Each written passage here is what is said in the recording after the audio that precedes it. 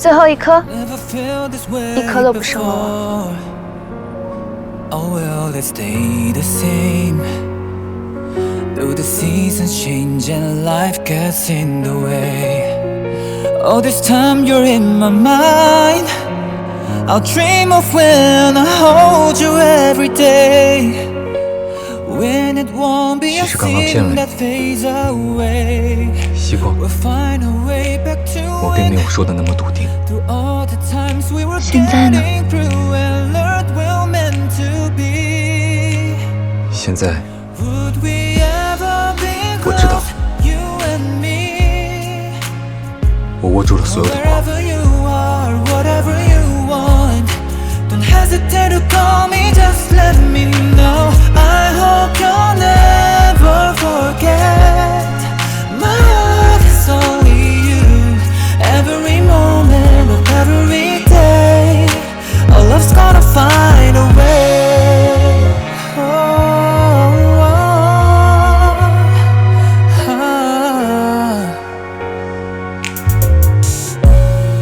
All this time you're in my mind.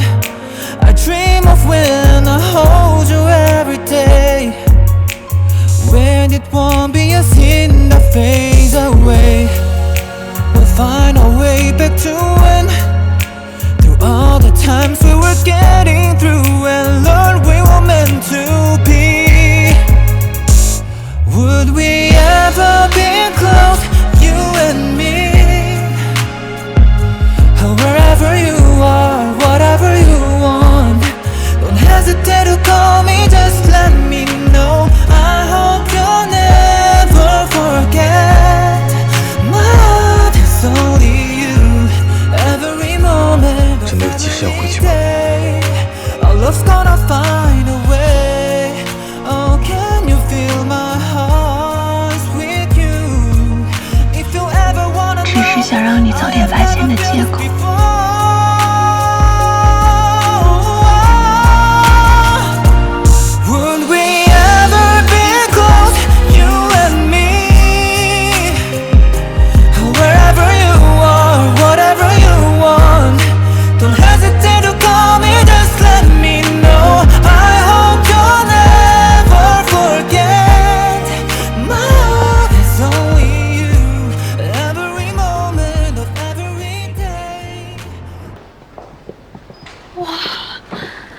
今天真的还有，林总已经连续3天给我们订点心和奶茶了，他是有什么喜事儿吗？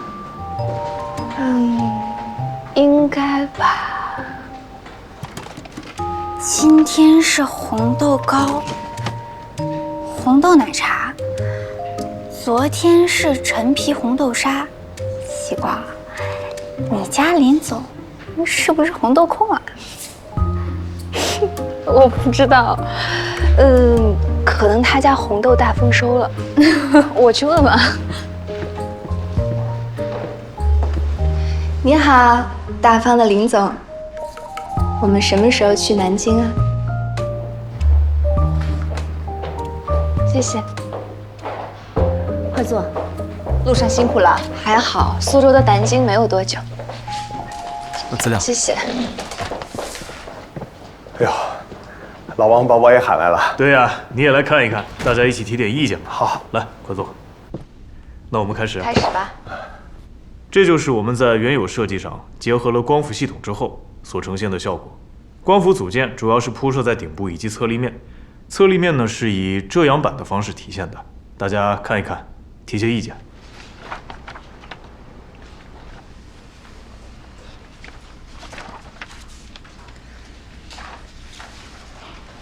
这样可能有点问题。如果建筑的下半部分组件间距不合理，光线偏移时，可能会造成长时间局部的阴影遮挡。被遮挡的部分不仅无法正常工作，还会消耗其他电池产生的电能变成热能，导致局部温度过高，形成热斑效应，影响光伏组件的性能和使用寿命。虽然我们可以通过安装旁路二极管来减少热斑效应的影响，但是仍然存在较大的风险。这样，我以为我们沟通已经很充分了，没想到还是出现了这样的问题，还得继续改啊。难道要取消掉下半部分的光伏组件？但这样的话，对发电量会有非常大的影响。不着急，我们还有时间。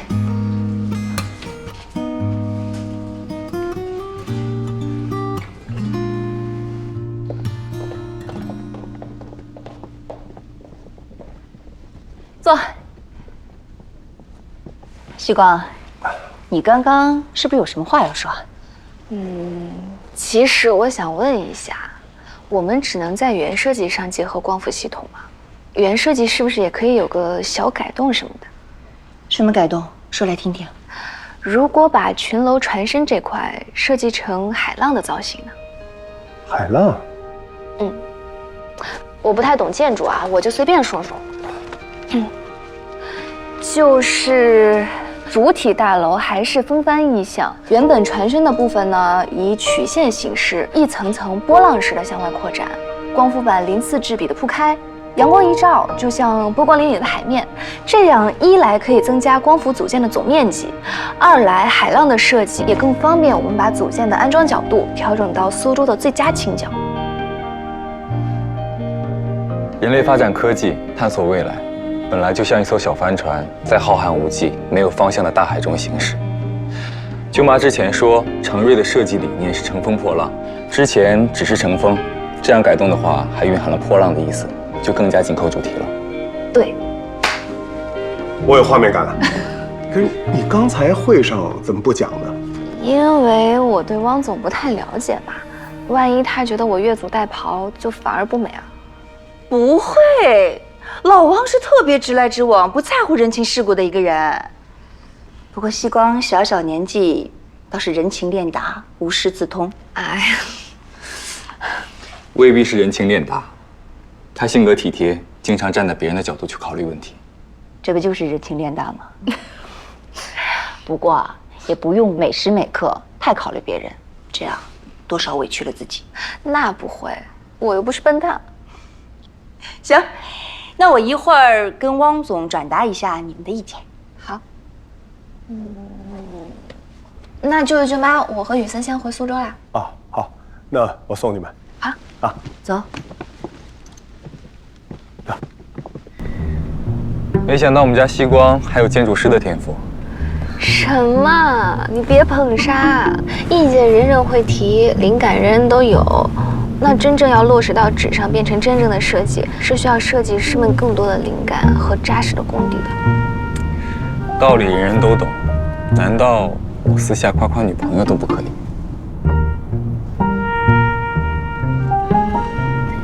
好吧，是你女朋友不解风情，罚她请你吃晚饭怎么样？吃铁锅炖。真巧，你男朋友正想吃。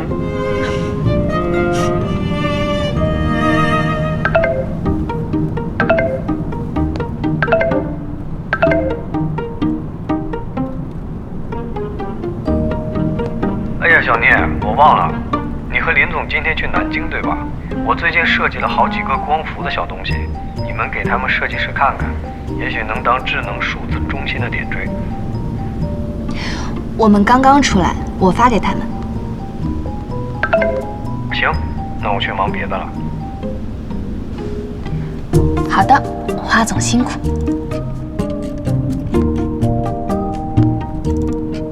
花总才是有设计师天赋呢，这些小东西好可爱啊！最近技术中心的事很多，会不会影响花总的研发工作？花总肯定不会这么觉得，毕竟光伏研发的最终目的还是应用，都一样重要。你说的对，我有点钻牛角尖了。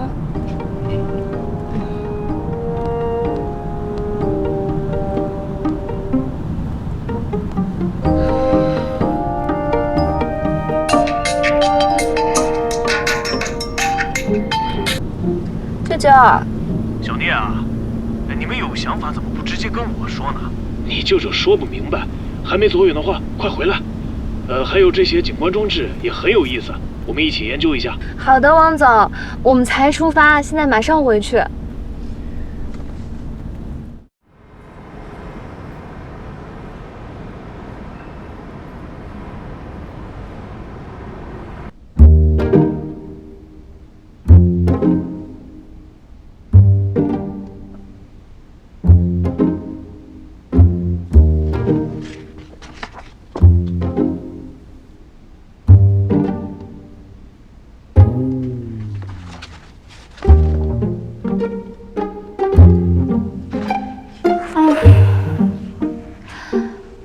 同时做好几件事，南京、苏州来回的跑，好不容易周末休息一下，英杰一定以为我在进行什么甜蜜的约会，哪能想到我跟男朋友在家里学习呢？这难道不是你提议的？我说去周边城市玩一下，你说不如在家里学习，体验一下大学时代和男朋友一起学习的感觉。我只是装装样子，谁知道你真看啊？不好，我晕字了。有晕倒的病患，我看看。哎，你不要非法。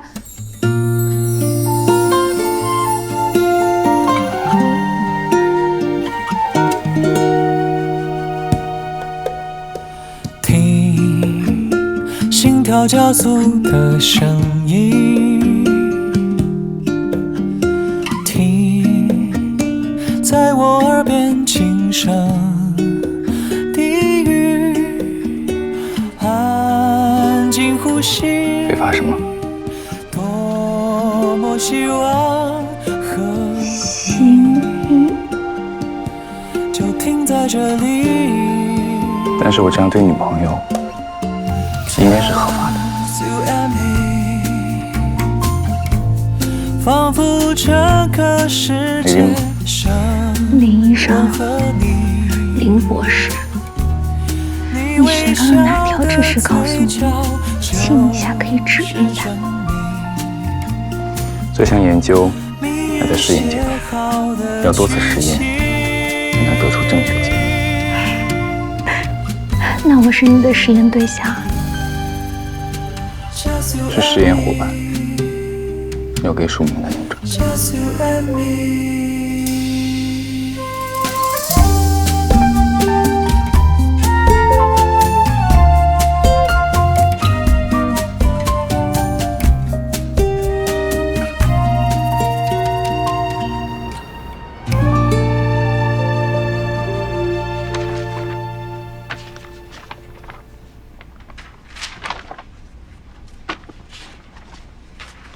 你不要靠过来。你的实验伙伴表示，今天的实验已经结束了。我只是拿书。哦。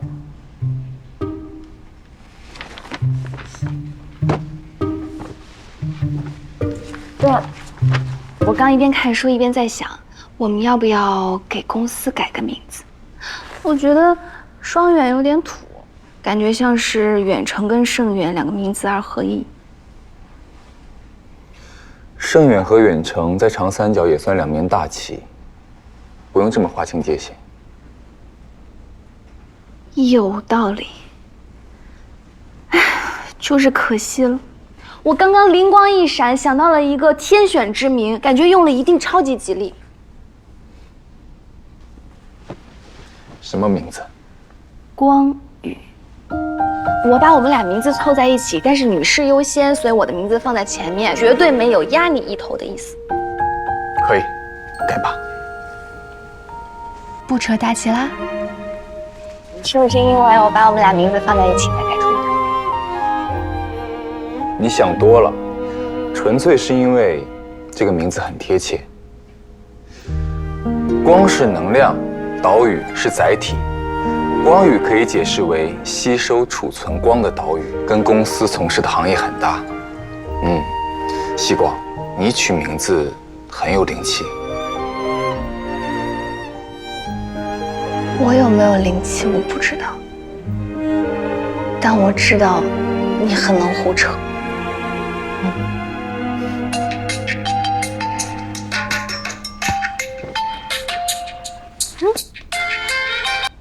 奶奶，小光啊，我快被你爷爷气死了！怎么了？爷爷做什么啦？他头晕2天了，我让他去医院吧，他死活不肯去，还不让我碰他，说我一碰他，他头就晕；我不碰他，他头不晕。啊？晕的严不严重啊？有没有吐什么的？吐倒没有，但是他这次头晕吧，挺奇怪的，我也说不清楚。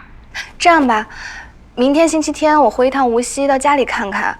要是头还晕，拖也把他拖去医院。哦，好，你回来了，奶奶捉着鸡红烧，再买一些野生的河鲫鱼给你炖汤喝，好吧？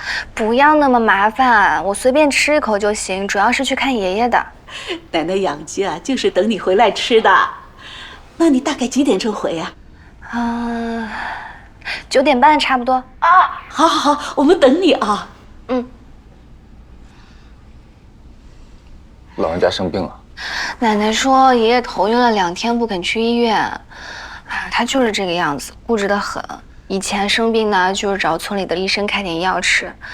这次我回去，恐怕也不听话。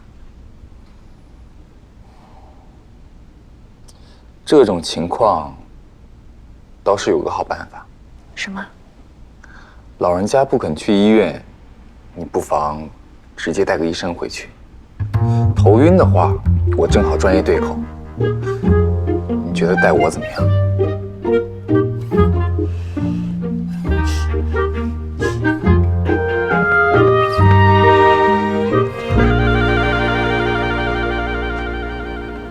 你说你这么一会儿就跑出来5、6趟了，你着什么急呀？哪像你了，8点钟就搬了凳子在这儿等着了，还说我心急。哎呀，我这是晒太阳，补充维生素 A、B、C、D 呀。哎，昨天小光啊，晚上突然跟我说要带男朋友回来，还说男朋友以前是当医生的，能帮你看病。哎呦，高兴的我一宿都没睡好。她怎么突然有男朋友了呢？也不知道长什么样。昨天还只念叨只要人品好，今天就只关心长啥样了。哎，你今天怎么这么烦呢？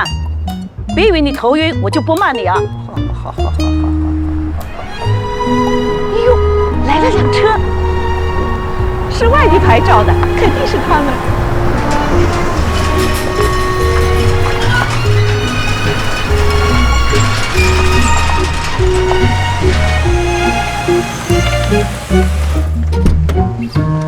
奶奶，小光，爷爷，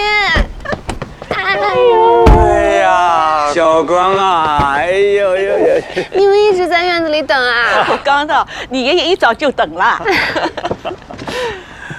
爷爷奶奶，这是我男朋友林宇森。爷爷奶奶，爷爷奶奶好，你好，你好，小林，你好。谢谢奶奶。爷爷，你今天头还晕不晕？宇森以前是神经外科的医生，让他帮你看看。啊，哎呦，哎呀，这怎么回事啊？好些天了还是晕，要去医院拍个 CT 吗？爷爷，您看着我的眼睛。没事儿，我又好了，就是不能晃头晃脑的，不能动作变来变去的，一动他就晕。我们先进去坐下吧，我帮爷爷做个简单的检查。好，快进来吧。哎，小心。慢点。头不动，眼睛跟着我的手指，向左看，向右看，朝上看，朝下看。爷爷，是不是头向左转，或者向左翻身的时候，头晕更重一些？哎，你怎么知道？观察眼症。爷爷有没有什么基础病？颈椎好吗？颈椎没毛病的，就是有点血压高，但一直在吃药呀，控制得很好。从爷爷的症状来看，应该是耳石症。我再做一些检查，确定一下是哪里的耳石脱落。检查过程中可能会让爷爷有些眩晕。没关系的，我都晕惯了，只要查出毛病就好了。来，您先坐起来啊。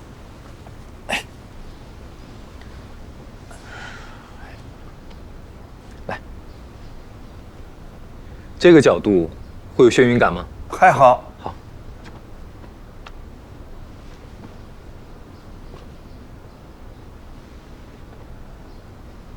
哦，晕，这样晕的最厉害。那房子都好像转了。来，应该是左侧后半桂冠耳石脱落。这什么意思啊？我都没听过。什么叫耳石脱落？我也没听说过。不用怕，不是大问题。耳石可以理解成是一种长在耳朵里的结石，脱落之后可能会让人有些晕，失去平衡感。我们先在家里试试复位，如果没成功，再去医院。爷爷，配合我的动作，不要对抗。哎，躺。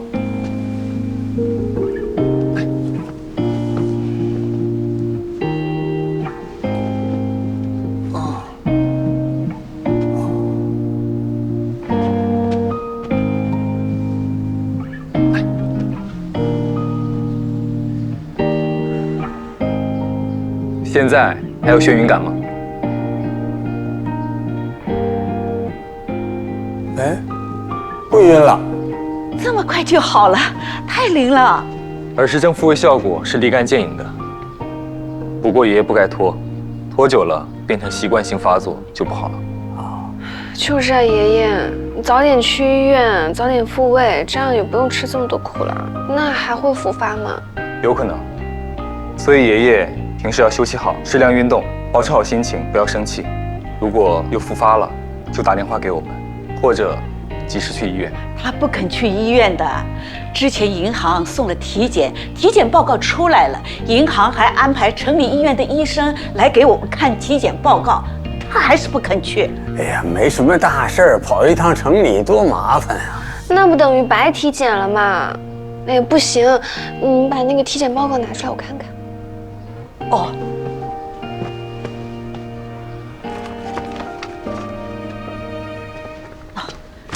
哎，你看得懂吗？有它呀。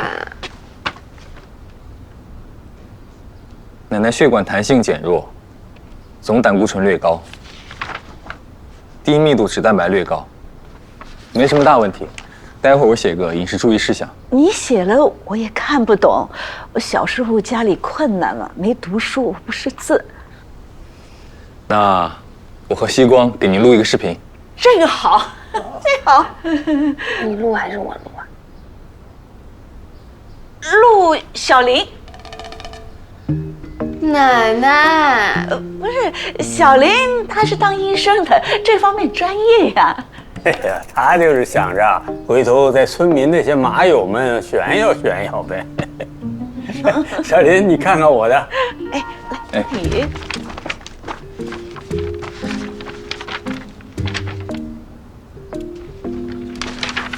爷爷奶奶身体都很好，爷爷没什么大问题，按时吃药，定期检查就行。啊，我就说嘛，家里有个医生就是好，这下我们彻底放心了。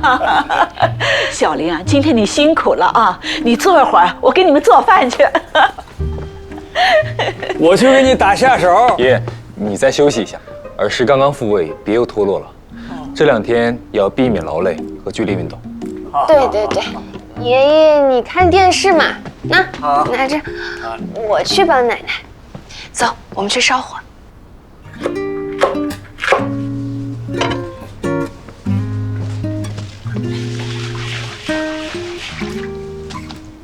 你是不是都没见过土灶呀？只在电视里和农家乐见过。果然是城里人。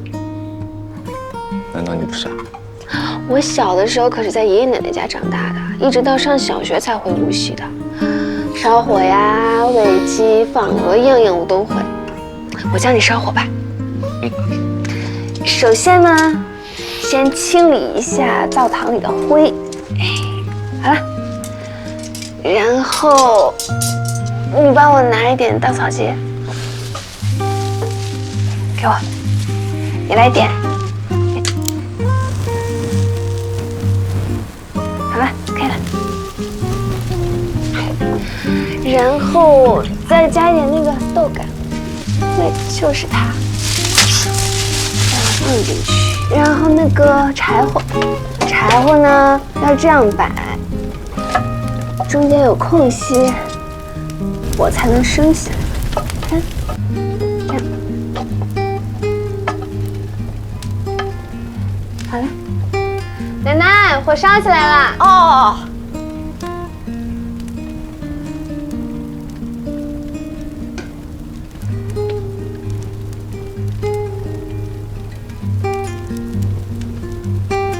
我觉得我已经学会了。来，把火钳给我。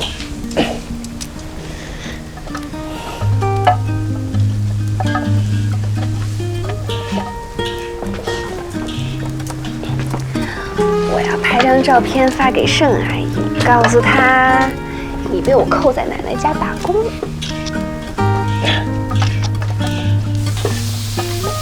叫阿姨寄巧克力来说。那起码得有5斤，我身价可不能低。啊，也太贵了吧？那要是盛阿姨睡醒了看到信息说输不起怎么办呀？那我只能在这里烧一辈子火了。好的呀。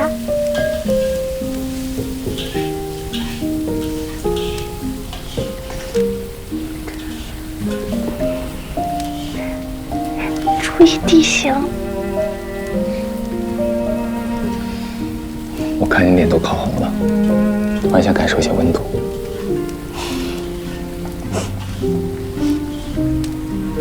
蜀山汤。你多煽乎一点。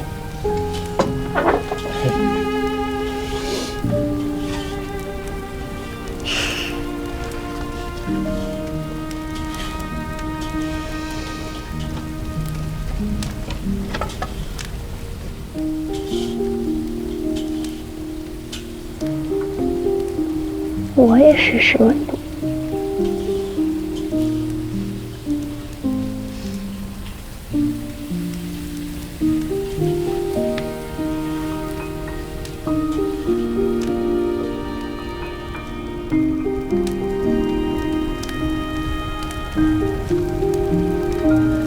小光、小林，你们看今天的锅巴真好啊！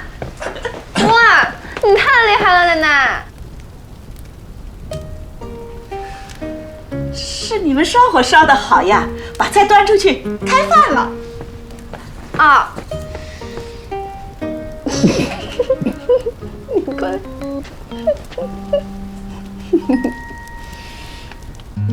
哦，谢谢。谢谢。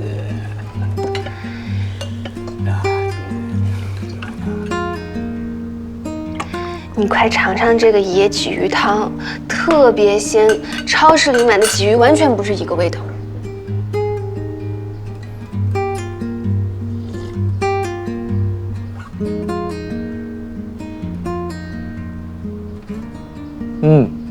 确实是我喝过最鲜的。我什么也没加，纯天然的。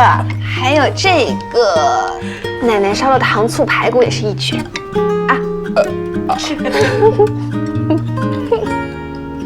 好吃。这个糖醋排骨啊，它是跟我学的。我今天头晕没下厨，哎，下次一人做一半菜，咱们比比。那太好啦！以后你们找了雨森当裁判，可就不许再找我了哦。看来以前你老是当裁判，爷爷奶奶手艺都这么好。当然啦，小的时候不流行在酒店办酒席的时候，村里人办喜事啊，都找爷爷奶奶去掌勺，我就跟过去白吃白喝。可惜我就没有这种天赋，一样的调料和步骤，烧出来完全不是那个味道。下回我试一下，不学烧火了，学下掌勺。爷爷奶奶这么好的手艺，可不能断了传承。好，我都教你。是啊，教你。来，快吃。是，快。接个电话。哎喂，秀珍啊，我今天不去搓麻将了。啊，对，小光回来了。小光的男朋友也来了。是啊，刚刚谈的，个子高高的，帅得不得了，还是个神医嘞。我跟你说，这2天我们家老头子不是头晕吗？他看了几分钟就看好了。哎呦，我骗你干什么啦？他还帮我们俩看了体检报告，这一条条一句句说得清清楚楚、明明白白的。真的假的？能不能帮我看看？我也才刚体检过，小五带我去的，拿到报告以后也没有跟我讲什么情况呀。哎呀，这个我不晓得他们今天什么时候走哎。小光啊，那个你秀珍姑婆问，能不能让小林帮着看看体检报告？哎，怪我多嘴了。可以啊，我们晚上才走的。秀珍姑婆家的桑葚最好吃，叫她给我带一点呗。哎，秀珍啊，他们吃了晚饭才走。哎，你把体检报告拿过来。哎，对，哎，那个，你就这么把我给卖了？说想吃你们家的桑葚，你摘点。桑葚很贵的，一篮子几十块呢。你以前的门诊应该不贵吧？大概多少？一篮太多了。普通门诊14块。行，那赚了，去掉还有剩。谢谢庞德啊，对了。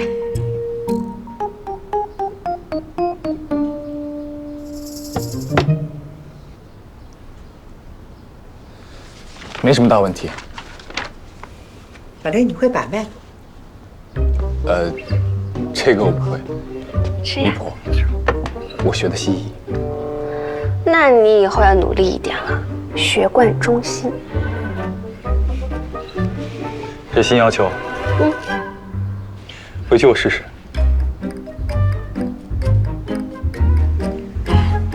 怎么来了这么多人？哎呦，我就是路上碰到他们聊了几句，没想到他们听说你的孙女婿是医生，还能帮忙看体检报告，就跟着来了嘛。还带了点地里的蔬菜。我自己也有种，主要是上个月村里组织了70岁以上的老人去体检，体检报告出来，好多人听不懂嘛，所以就想着过来再问个明白。不要再喊人了。保证不喊了。我就是吃了药，这血糖还是降不下来。我问一下，这药该怎么吃法？您现在吃的什么药？我给你看看，就这2种。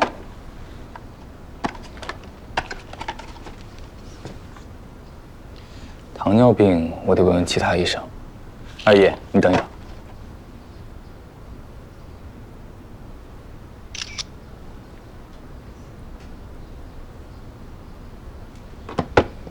你问的医生靠谱吧？是哪家医院？靠谱，华山医院内分泌科副主任。华山在哪里啊？不是成人医院。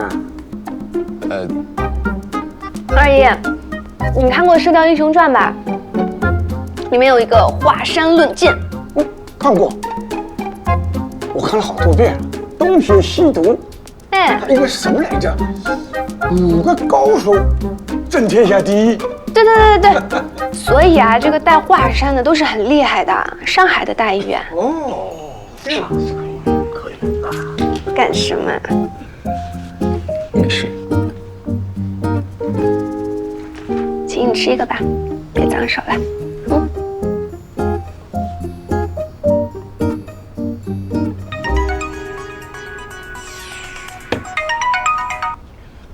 喂，陈主任，不好意思打扰了。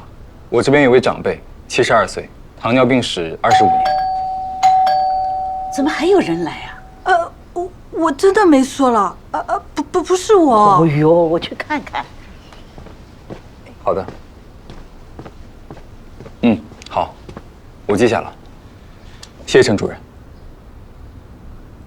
你们干什么？我们是来找聂成远要债的，别做缩头乌龟。聂成远在哪儿？让他出来！不要进来！成远，哎呦，这不是吴家的老二老三吗？天天跟钱老头混在一起，怎么今天跑这儿来了？一开始我以为就老李头，没想到一开门，吴老二、吴老三他们就冲进来。阿青阿姐，对不起了，我也是实在没办法。你们是谁啊？为什么来我们家？你就是聂成远的丫头？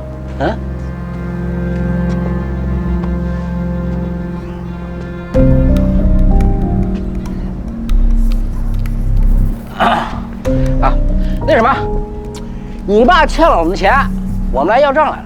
胡说，程远怎么可能欠你们的钱啊？你别空口白牙，胡说八道，好吧？老太太，我有证据的好吧？来看，这是借据，不信你们仔细看一看啊。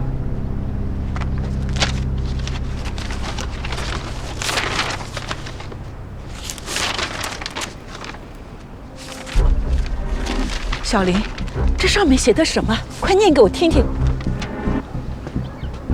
今收到吴二棍投资款35万元，投资远程集团房地产项目，周期3个月，月息2分，由聂成远担保。这些借条上面明明白白写着钱大顺借钱，你们不去找他找我爸干什么呀？还有啊，写我爸担保就是我爸担保吗？这些签名根本就不是我爸的笔迹。我管他是不是你爸的笔记，借条是这么写的，他就得认。凭什么？钱大顺问你们借钱，你们上他那里去要呀？上我们这儿来闹什么闹啊？都一样，都一样。这村里哪个人不知道钱方平跟你儿子混在一起？你儿子跟钱方平的事儿，早就传得十里八乡了。要不是那钱老头说有聂老板做担保，谁会借钱给他呀？现在倒好，那老头子喝醉了，嘴一张，说钱全赔光了，隔天你跑的人影都没了，电话也不接，我们没办法呀，只能找大老板喽。这说哪儿都跟我们家没关系，有本事到派出所去闹！快走，快走，走走！阿姐，我不是要找程远还钱，求你们协议好，让程远先把证找出来。我总借了22万了，我一辈子种菜种地攒的钱，全都给他们了，还有50多万呢，我都是看病的钱呢。哎呦，你们怎么能借钱给钱大顺呢？他是什么人，你们还不了解吗？他的话你们也信啊？我听说是程远给他做担保的，我又想着乡里乡亲的也不会跑掉，所以我就想赚点利息。我接据上才是月息1分，他们都是2分呐。我也没想到这个钱大顺他会不。小光，给你爸打电话，让他回来收拾自己的烂摊子。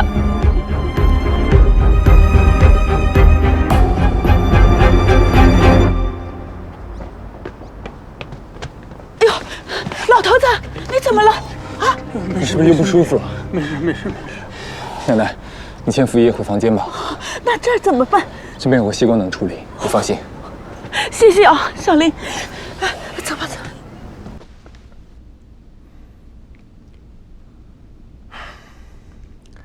盛宝凯一心想捧儿子上位，想让我们做嫁衣，也不想想，智术中心这么大一块肥肉，又在我们江苏，我哪有不想吃的道理？就是，想让我们去给他们抬轿子，那也未免太看得起自己了吧？以我们远程在江苏的根基，他们就算请了杜兰，也未必能拼得过我们。也不要轻敌，现在的方案还要继续优化。是。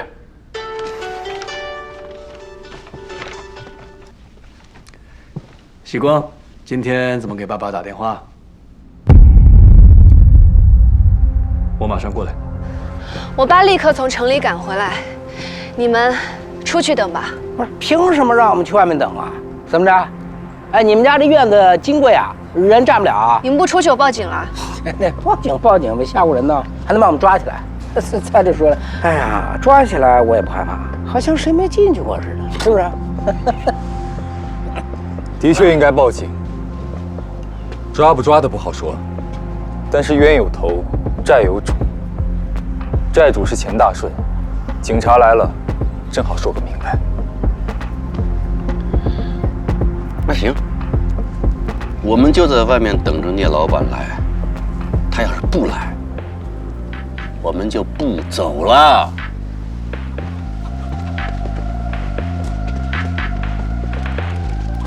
对不起啊。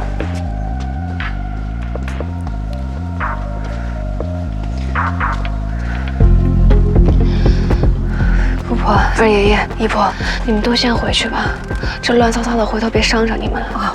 我们不走，我们要和你们在一起。没事的，我一会儿把院子门关上，我爸回来之前我不会给他们开门的。那我们还是先走吧。哎，小光，有事情打电话告诉我们啊，王老师自己在家歇着啊。没事，我们先走了啊。好，慢点。哎，林医生，刚才那2个叫的最凶的是村里有名的无赖，平时我们都不和他们来往的。聂家的家风啊，老聂和阿晴都是淳朴实在的正派体面人，村里人说起他们都只有好话，人缘好得来不得了。姑婆，我知道，看细光就知道了。好，那我走了，你们小心一点啊。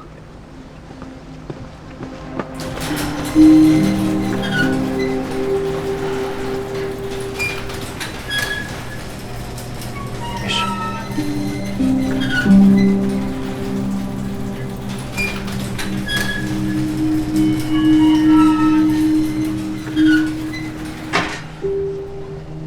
走。哎，我跟你说啊，今天聂成远他女儿和女婿可都来了，机会难得，就算是为了在他女婿面前撑面子，聂成远也得把钱给了。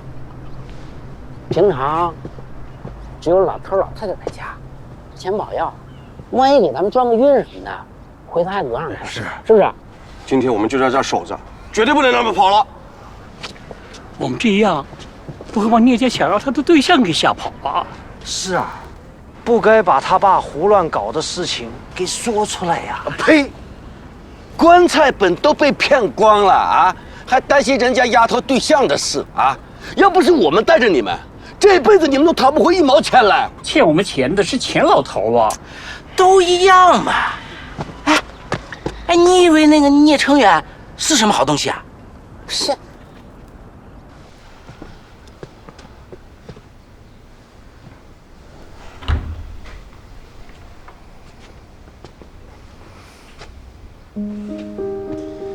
别担心，爷爷重新复位了一次，睡一会儿就没事了。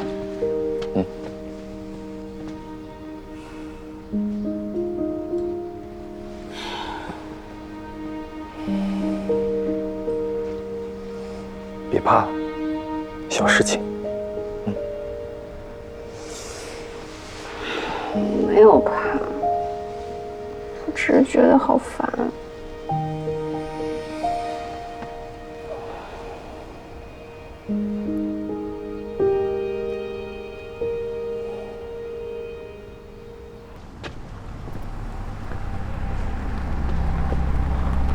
哎，来，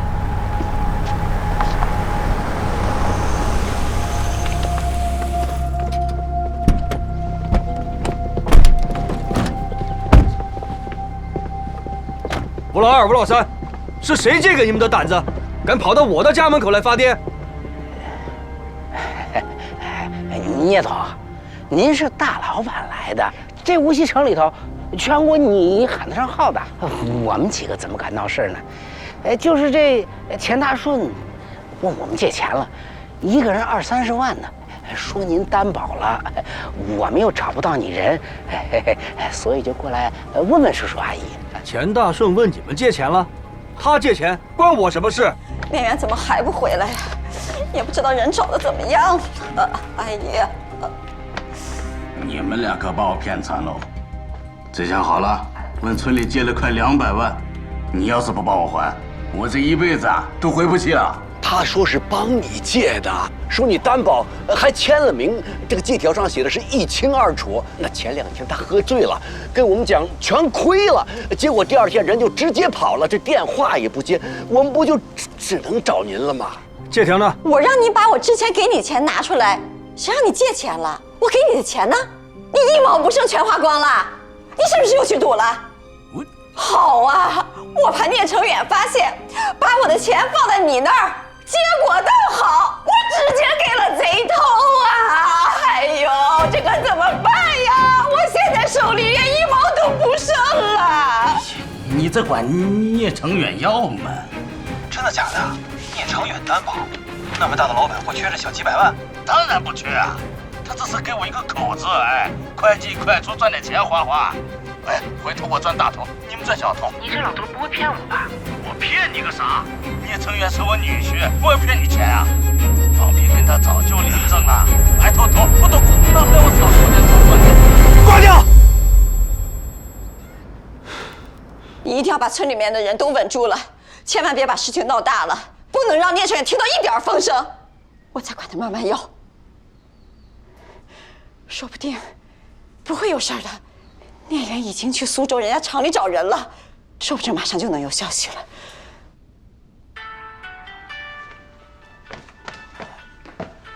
是聂远来的电话吗？成远，你别出声。成远，你怎么上班给我打电话？钱大顺在哪里？是不是跑你那儿去了？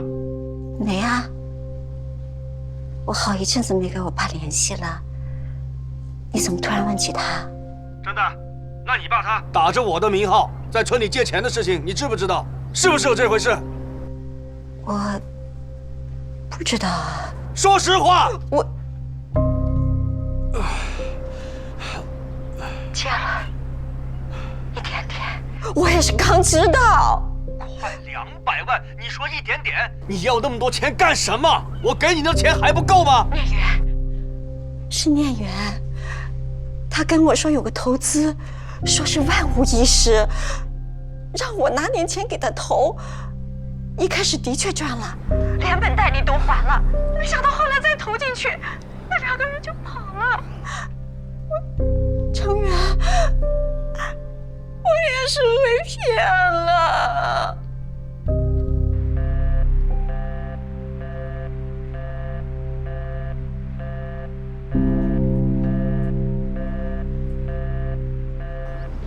聂老板，怎么说嘛？你看，您要是不认，我们只能贴网上了。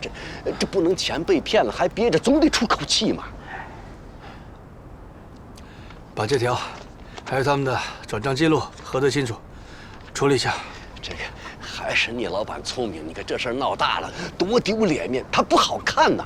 那除了本金，我们的利息，还想要利息？你们心里面清楚。这些钱跟我没关系，我1毛钱都可以不给。想要利息，就1毛钱都别要了。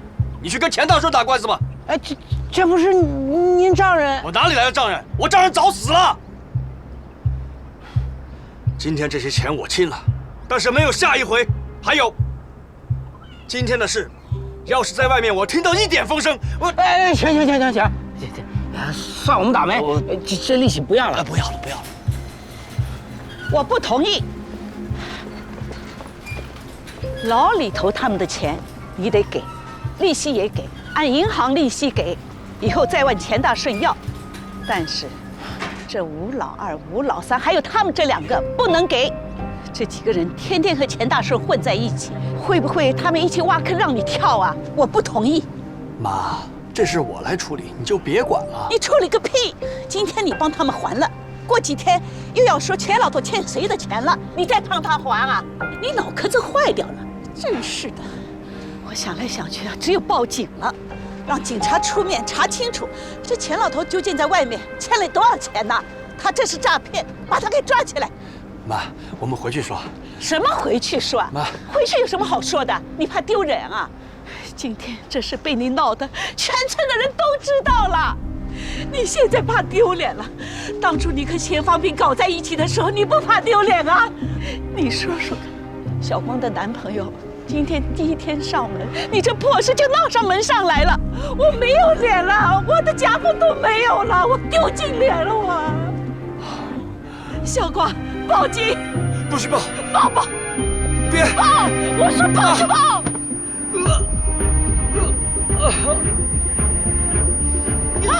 哟！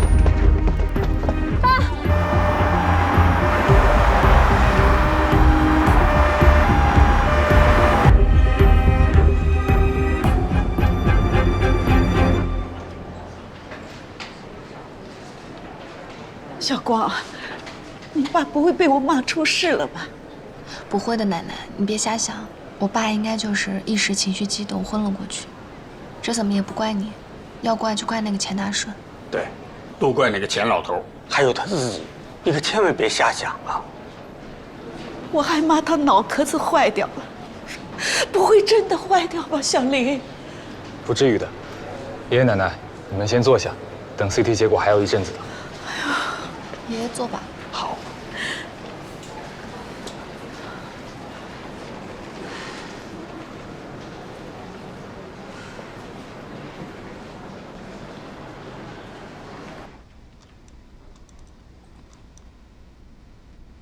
医生，我爸爸究竟是什么问题啊？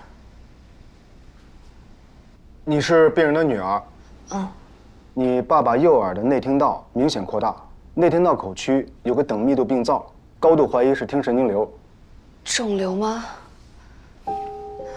听神经瘤是一种良性肿瘤，一般不会有生命危险。不好意思，我可以在你的电脑上看看 CT 原片吗？病灶的位置就在这里 ，CT 看得不是很清楚，要做一个核磁共振确认。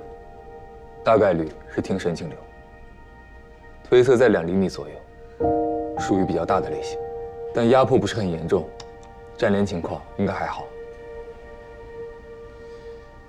听神经瘤容易粘连听神经和面目神经，粘连严重的话，可能会引发面部和听力一系列症状。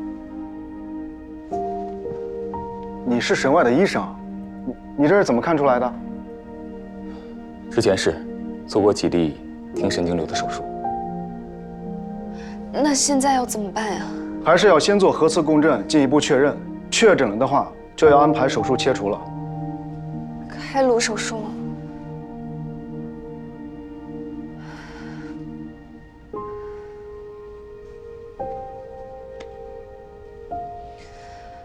那等他醒过来就做核磁。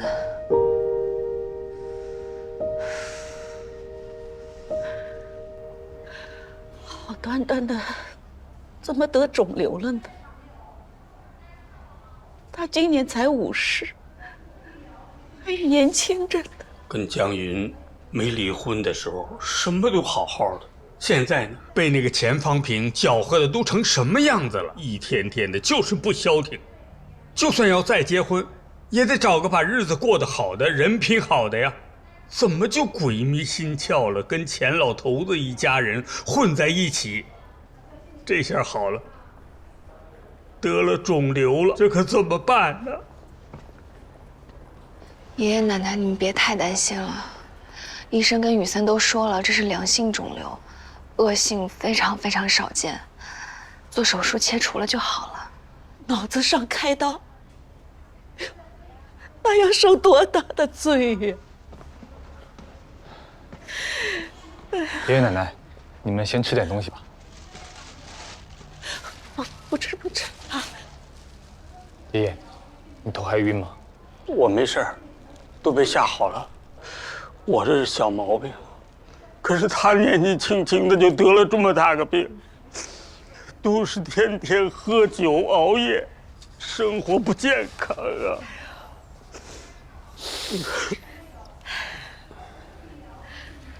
你醒了，爸。哎呀！快点！哎呀，躺下。没事，我这是在哪儿啊？护士姐姐，我爸爸醒了，我去喊医生。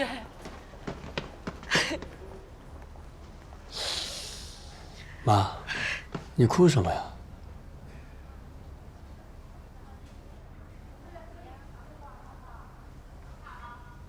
我怎么了？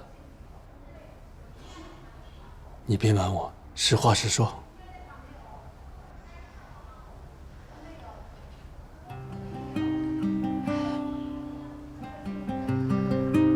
先说你不要瞎担心啊，医生说没有生命危险 ，CT 显示呢，你可能耳朵里长了一个良性的一个东西，但是还是要做核磁共振进一步确认的。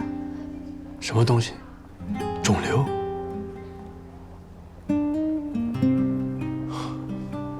不可能！我怎么会得肿瘤？医生，怎么样？现在还有眩晕感吗？好多了，但是右边耳朵一直耳鸣。尽快安排核磁检查。今天还来得及吗？最快也得明天了。这里人太多了，还得排队。我去别的医院做。公立医院人都比较多，但还是建议在公立医院治疗。我有自己的专业的医疗顾问。我手机呢？哦呦，你听小林的，他今天帮你爸看头晕，立刻就好了。他这个年纪懂什么？看看小毛病还行，肿瘤怎么看得了？我的顾问都是专业的资深医生。再说，就是换个环境，回头动手术的医生，不管公立私立，肯定找最好的。奶奶，让爸爸自己安排吧。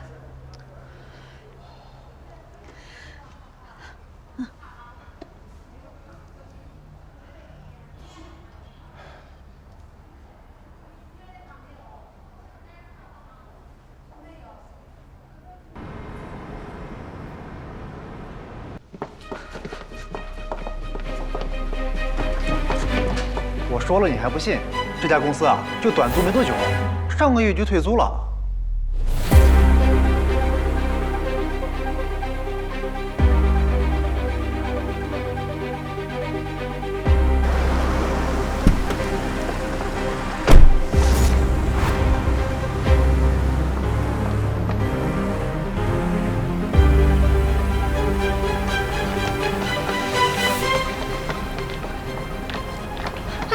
你好，安小姐呢？安小姐这么高，穿个红色的外套，眼睛大大的，你上次见过她的呀？您说的这位安小姐，我实在没有印象了。她是你们工厂老板的女儿，上次就是你招待我们的，你对她特别客气，还一直喊她安小姐。厂老板女儿？哪来的厂老板啊？这里不是庞培厂的饭店吗？说专门招待厂里贵宾的。最早是的，但是早就独立经营了，到我们老板手里都转了2手了。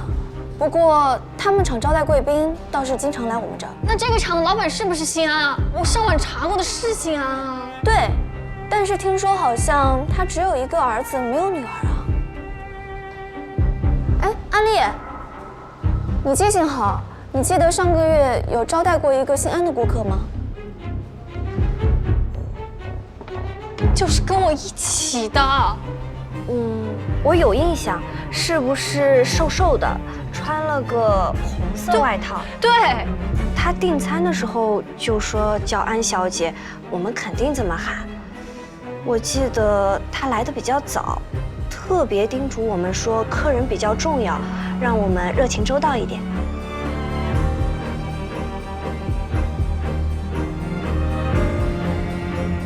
他还带我去厂里逛了逛。他们厂检查不严格，找到人带去逛逛很简单的。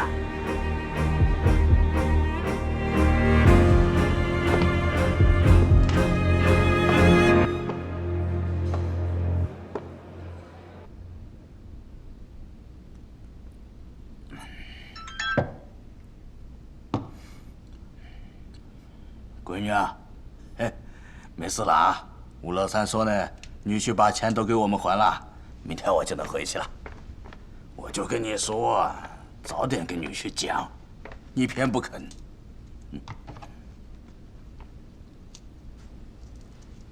你打电话问问吴老三具体情况。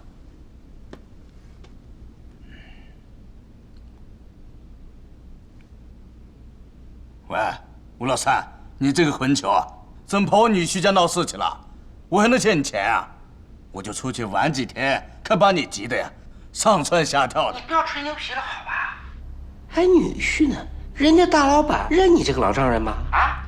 人家老板可说了啊，老丈人早就死掉了，你以后不要想在我这里占到1毛钱便宜。嘿嘿，还有你这个便宜女婿，已经气得晕倒，让救护车送医院。什么？聂成远进医院了？我告诉你，你的好日子到头了。聂成远进医院了，到底怎么回事？他把电话挂了，他说气昏过去了。你赶紧给他打个电话呀。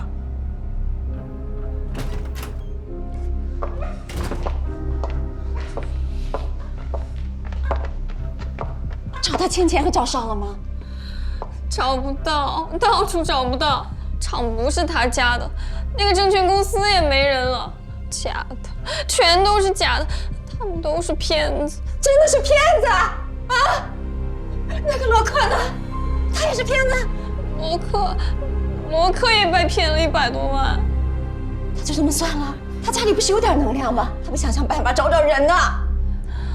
我打电话问他了，他说他不在乎，就是他2个月的零花钱，只要他爸不知道就好。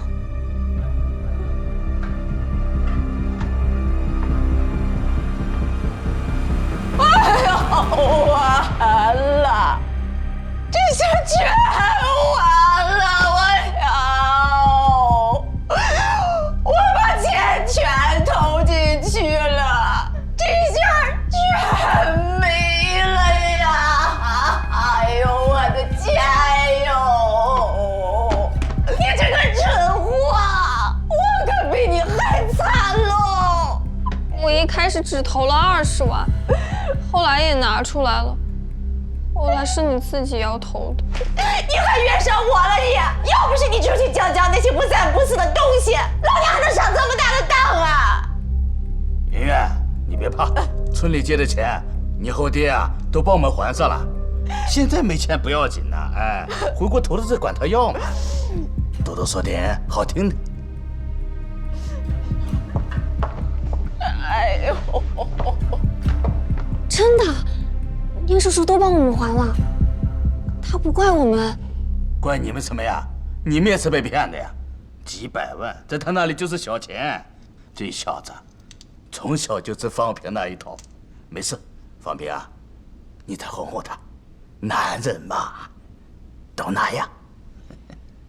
就怕这次不一样，今天他电话里面的语气就不对。有什么不一样？几百万对他来说不就是毛毛雨啊？正好他生病了，你好好的去伺候他就没事了。你赶紧打个电话关心一下他呀。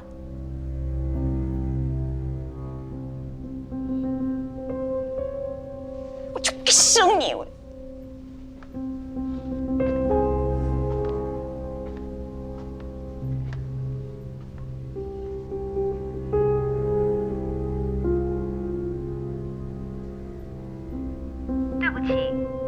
打的电话已关机，请稍后再拨。没人接，明天再打吧。从核磁共振的结果来看，基本可以确诊为听神经瘤，直径2.1厘米，需要手术切除。之前你怎么没提醒我？之前听您说过有头晕耳鸣的症状。但预约了几次检查，您都是因为工作太忙没有过来，没有经过检查，听神经瘤确实很难判断。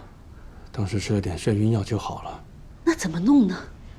上次听人民医院的医生说要做开颅手术啊。听神经瘤手术一般是开颅手术，不同水平的医生做出来的效果差别非常大。我们一般把保面保听的比例当作手术成功与否的标志。好的医生能在手术后的长期恢复阶段达到80%以上的保面率，但是在保听方面，目前国内最好的数据是40%左右。什么意思？是说有可能要聋啊？那保面又是什么意思呢？听神经瘤的位置比较特殊，和听神经以及面部神经产生了粘连。理想情况下，手术能够避免面瘫现象，但听力方面，单侧听力丧失的可能性比较大。最理想的情况，听力也会相当程度的减弱。听神经瘤切除手术是脑外科手术里比较困难的一项，相当考验医生的手术水平。哎呀，所以得了这么个病，我们家没有这方面的遗传史啊。我说姓钱的全家人都在克你，你还不信？帮我找最好的医生，一定要保住听力。我们已经整理好了最优秀医生的名单，总结了他们的优缺点和成功率。前面几位都是国内的名医，首推天河医院的谭志医生，他是国内颅内肿瘤最权威的医生之一。